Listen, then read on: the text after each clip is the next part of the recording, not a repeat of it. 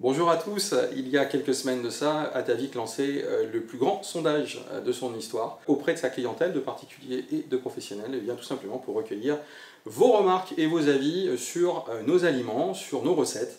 Et puis, on voulait vous remercier d'avoir répondu aussi nombreux parce qu'il y a eu un vrai engouement autour de ces questions.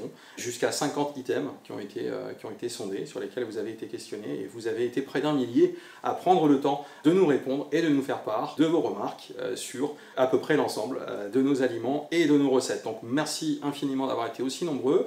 C'est un témoignage d'intérêt très fort et on en est évidemment super honoré. Merci à tous. Et également le nombre fait que, il y a une vraie force derrière dans ces réponses et nous avons évidemment souhaité vous répondre point par point sur les questions qui ont été soulevées. Et on commence tout de suite. Parmi vos remarques et vos questions, suite à notre sondage, vient le sujet des croquettes et des pâtés monoprotéines. Donc, voici pourquoi on travaille dorénavant dans cette direction. Le fait de n'utiliser qu'une seule protéine dans une croquette ou dans une pâtée va permettre de pratiquer ce qu'on appelle les régimes d'exclusion alimentaire pour notamment permettre un diagnostic plus rapide chez des animaux allergiques afin d'isoler beaucoup plus vite là où les protéines qui leur posent souci de façon à les éliminer complètement de leur régime alimentaire. Donc, première chose, ça a ce côté pratique pour sélectionner par élimination les protéines qui sont pertinentes ou non pour tel ou tel animal.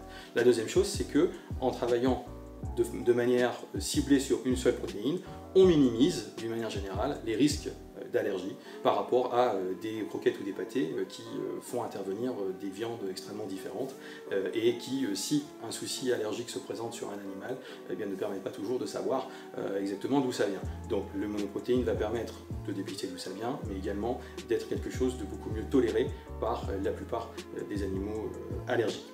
Par ailleurs, vous savez qu'on est très attaché chez Atavik à la rotation des recettes, à la rotation des ingrédients dans les recettes, et on va pouvoir réellement décliner une logique de donner pendant un mois la dinde monoprotéine en conserve et de passer par la suite sur une monoprotéine de saumon le mois suivant sur une croquette et ainsi de suite. Donc ça va également permettre de mieux reproduire la rotation des proies dans la nature en travaillant une viande à la fois ou un poisson à la fois. La question des circuits courts d'approvisionnement est également revenue massivement dans vos commentaires et dans vos réponses, notamment pour nous faire la remarque que nos produits, majoritairement, ne sont pas produits en France. Et vous aviez là-dessus des questionnements. On commencera par vous rappeler chez Atavik, notre obsession numéro 1, c'est la qualité des produits que l'on veut à chaque fois la meilleure possible. À savoir, pour nous, si le meilleur possible c'est à 400 km d'ici en Allemagne, et bien c'est là qu'on va. Ce qui est proche de chez vous n'est pas forcément bon, ou en tout cas, de notre point de vue, n'est certainement pas nécessairement toujours le meilleur possible. L'autre chose, c'est que quand on parle de circuit court, en tant que consommateur, on a tendance à raisonner entre le lieu de production, de fabrication du produit, et le lieu de consommation. On se dit, si j'habite à 200 km de l'usine, c'est un circuit beaucoup plus court que si j'habite à 1000 km de l'usine. On oublie simplement une chose, c'est que ce n'est pas à l'usine que vous achetez, et ce n'est pas de l'usine que partent les produits que vous commandez, ils partent d'un lieu de stockage. Par conséquent, notre lieu de stockage situé dans le nord de la France est en réalité en circuit beaucoup plus court par rapport à un lieu de production qui serait à 4 heures de route en Angleterre, que si nous faisions fabriquer nos croquettes dans le sud-ouest pour les faire remonter en camion dans un entrepôt du Nord pour vous les livrer à Bordeaux ou en région Rhône-Alpes. Par conséquent, la notion de circuit court est quand même toute relative quand on intègre également les notions de lieu de stockage. Troisièmement, tous nos produits chez Atavik intègrent de la viande fraîche ou du poisson frais.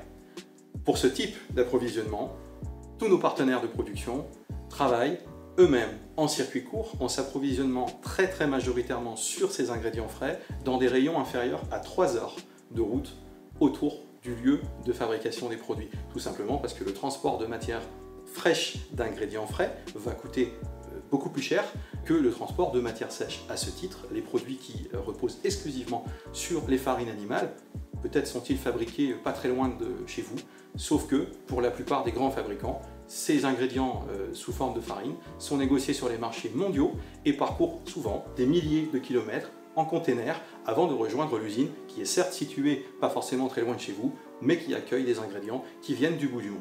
Et c'est ça qu'on ne veut pas, évidemment, chez nous, puisque nous, on travaille systématiquement de la matière fraîche et qu'on fait passer en critère numéro 1 la qualité des produits que l'on vous doit la meilleure possible. La question du lieu de production chez Atavik est toujours absolument transparente. Depuis le début de l'aventure Atavik, nous précisons systématiquement et mettons en avant systématiquement nos partenaires de fabrication et nos lieux de production. De toute façon, c'est assez simple. En Europe, la législation sur l'étiquetage fait qu'il n'est pas possible de tricher sur la question. Sur les paquets de croquettes, comme sur les conserves, comme sur n'importe quoi d'autre, l'étiquetage vous renseigne sur le lieu exact de production et il peut quelquefois y avoir des surprises, mais pas chez nous. Hop, c'est écrit sur la boîte, c'est pas compliqué. Ça commence par DE, Deutschland, ami allemand, bonjour. C'est de là-bas que ça vient tout simplement. On prend la boîte de conserve, on retourne, on regarde, on fait une petite recherche sur internet sur ce code qui commence en général par 2 lettres et on sait instantanément où c'est produit, quoi qu'en dise la marque qui le vend. C'est excessivement simple de faire le tri, en tout cas chez nous, comme on sait que vous allez faire ce tri, que vous allez faire ce type de recherche de toute façon et qu'on vous doit la transparence et la vérité sur les choses. Depuis 5 ans, tout est écrit, c'est très facile, il suffit de lire. La qualité des approvisionnements est un sujet qui revient également dans vos questions et vous êtes un certain nombre à souhaiter nous voir aller encore plus loin que nous ne l'avons déjà fait dans les qualités d'approvisionnement. Vous allez être entendu et même exaucé avec l'arrivée très prochaine d'une nouvelle croquette exclusivement au saumon d'Écosse pour les chiens comme pour les chats. Bon appétit! La question du bio vous passionne également et vous avez été nombreux à souhaiter nous voir aller encore plus loin dans le choix des recettes bio. Eh bien, vous allez être servi, vous ne perdez rien pour attendre. D'ici quelques semaines, d'ici quelques mois, vous allez voir apparaître de nouvelles conserves bio. Vous savez que nous proposons déjà depuis plusieurs mois maintenant la recette pour chien ou pour chat qui est la dinde bio monoprotéine. Vous allez voir arriver le poulet et quelques temps après, vous aurez le plaisir de voir arriver le bœuf bio pour chien comme pour chat. Vous êtes tout aussi nombreux à nous questionner sur l'avenir des recettes humides pour les chiens comme pour les chats. On le sait, sur le chat, les recettes humides sont extrêmement plébiscitées et c'est une habitude de nourrir son chat pour la plupart de nos clients avec la contribution des conserves. Pour le chien, c'est quelque chose qui, en France, est moins souvent pratiqué par les propriétaires. Or, nous croyons énormément au potentiel pour la santé de ces aliments humides.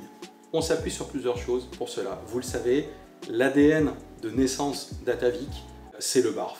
Nous sommes à l'origine des barfeurs, compétiteurs avec des chiens et nous avons pu, au fil de très nombreuses années de pratique du barf, mesurer tous les bienfaits d'une alimentation humide sur un chien de façon à ce qu'il soit en état de santé optimale. Nous avons longuement pratiqué, nous avons aussi beaucoup voyagé avec nos chiens à l'occasion de concours et eu l'occasion de constater également les résultats obtenus dans d'autres pays en Europe, comme l'Allemagne, comme l'Europe du Nord, comme le Benelux, avec des conserves de très grande qualité, des conserves de viande pour les chiens. Et il n'y a juste aucune raison que les propriétaires de chiens en France ne constatent pas à l'utilisation les mêmes bienfaits. En tout cas, nous, on y croit énormément.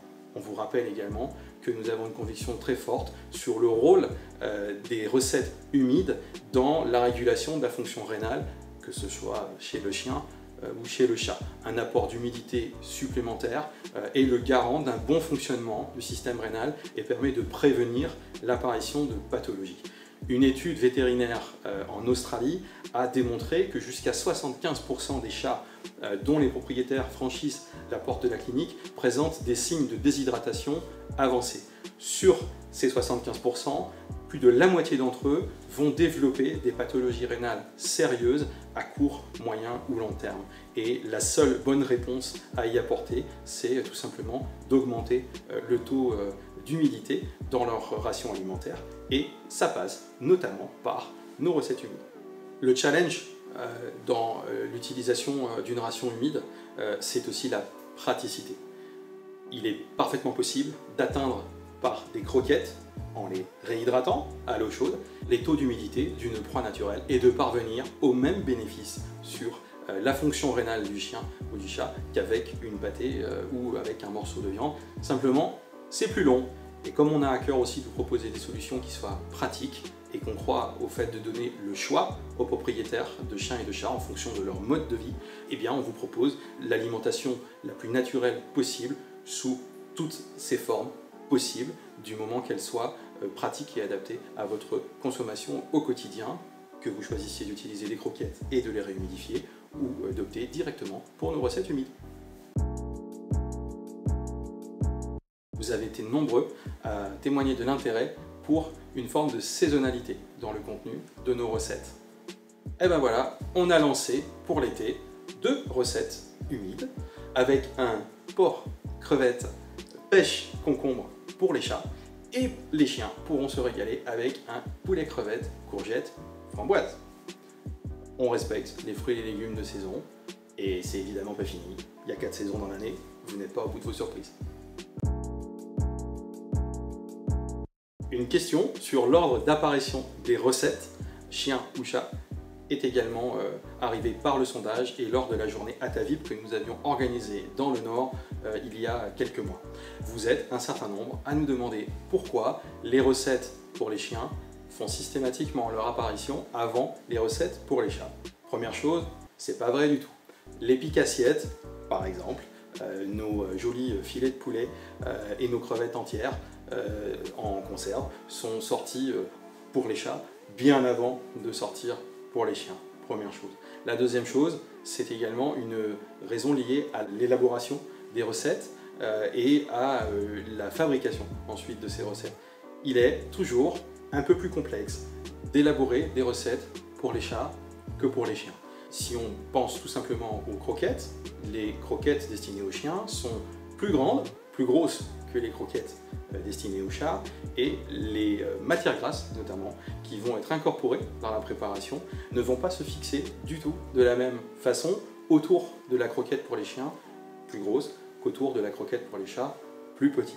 Et ce sont des choses qui s'affinent à mesure que la recette est mise au point, et c'est toujours un tout petit peu plus long pour les chats. Mais vous le savez, dans l'équipe chez Atavik, on a autant de fans de chiens que de fans de chats. Et les fans de chats chez nous sont très vigilants à ce que, systématiquement, toute croquette qui fait son apparition pour les chiens ait également, rapidement, sa version chat. Que ce soit dans ce sondage ou lors de l'Atavip au mois d'avril, vous êtes également nombreux et nombreuses à nous réclamer des friandises à mâcher pour les chats. Vous avez été entendu, la gamme des mâchouilles, que beaucoup d'entre vous connaissent et apprécient déjà énormément pour leurs chiens, va accueillir 4 nouvelles versions exclusivement destinées aux chats et qui vont faire leur apparition parmi nos recettes de friandises dans les semaines qui viennent. Voilà, comme d'habitude, chez Atavik, vous nous posez les questions, on vous répond avec grand plaisir. Commentaires, abonnements, ça se passe là juste en bas. Merci, à bientôt.